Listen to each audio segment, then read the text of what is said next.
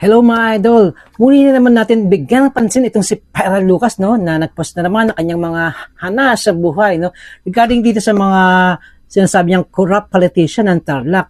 Pero sa totoo lang po, taga Pampanga po si si Pyra Lucas. Pero ang kanyang ginugulo o kanyang mga sinisiraan ay mga politiko ng mga taga Tarlac. So, ito na, basahin po natin yung kanyang posting sa kanyang Facebook account, no. So, sabi niya rito, pag alam mo magnanakaw ka, wag mo akong yabangan. Hindi ako takot sa perang nakaw mo. Mas lalong hindi ako takot sa posisyon mo na ipinagkaloob sa iyo ng mga tao. Lahat yan ay temporary lang. Magnanakaw ka, binawi mo halos lahat ng kontrata sa District 3, no? So, may punto naman siya, no? Pero sa totoo lang po, no, magnanakaw, sa apa magnanakaw magiging issue dito eh. Kasi, di ba, meron naman tagang issue regarding sa may corruption diyan sa may Tarlac, no, sa mga flood control. Pero ang sister rito, itong si Pyra Lucas ay maingay siya rin sa pagbubunyag ng umuwi katiwalian sa ilang distrito politiko sa Tarlac, no? Lalo na sa pagdating sa mga proyektong bayan at flood control funds. Malakas ang kanyang boses at panawagan para sa transparency at laban sa pangungurakot. Pero ang tanong ng marami, tugma ba ito sa sarili niyang ginagawa? 'Di ba? Ayun ang malaking question mark dun eh. Tugma ba ito sa kanyang sarili niyang ginagawa? Kasi may mga reports naman, no, nang nakita natin at napanood na rin natin na itong si Pyra Lucas ay merong hiningang pera sa isang OFW na nagtatrabaho sa Taiwan para maatulong ito sa anyang problema sa lupain niya. Pero ang siste, after makapagbigay ng hininging halaga ni Pyra Lucas ay hindi naman naibigay yung tulong na inaasam o hinangad ng isang OFW at bagkus ay hindi na siya pinansin at hindi rin naman naibalik yung pera na hiningi ni Pyra Lucas na 80,000 pesos. At ganun din sa dating report noong 2017 na itong si Pyra Lucas ay may hininging 2.2 million sa isang mag-asawa na mayroong problema regarding sa kaso ng kanyang anak na hiningi ang tulong ni Pyra Lucas na mapabilis ang kaso ng kanyang anak sa DOJ.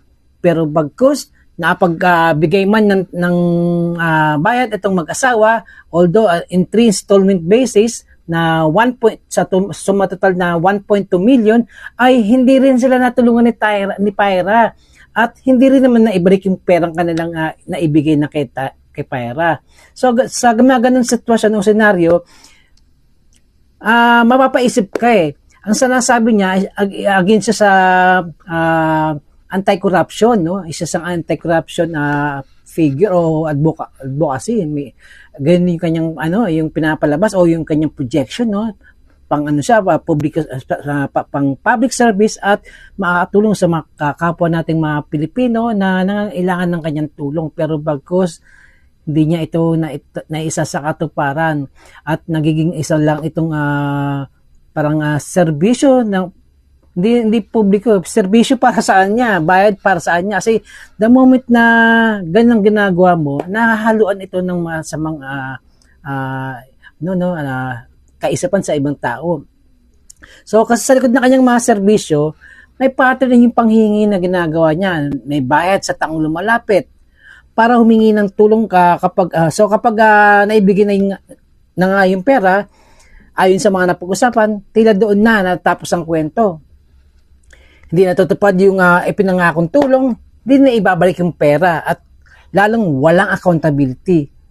So, kapag tunay ang advokasya, kapag tunay yung advokasya mo na yung isinusulong, dapat walang kapalit na pera. Diba? Kasi nga sabi mo public service eh. Pag public service, hindi ka dapat naniningil. Kasi nga sa'yo, public service eh. Lalo na dun sa mga taong naghihikaos na at nangangailangan ng tulong mo, no? Para katapano ay maibsan ng kaunti yung kanilang dinadalang problema sa buhay. Pero kung ang perang kabayaran ang inuuna kapag pagtulong ang sinasabi, lumalabas na hindi ito serbisyo publiko, kundi serbisyong may presyo.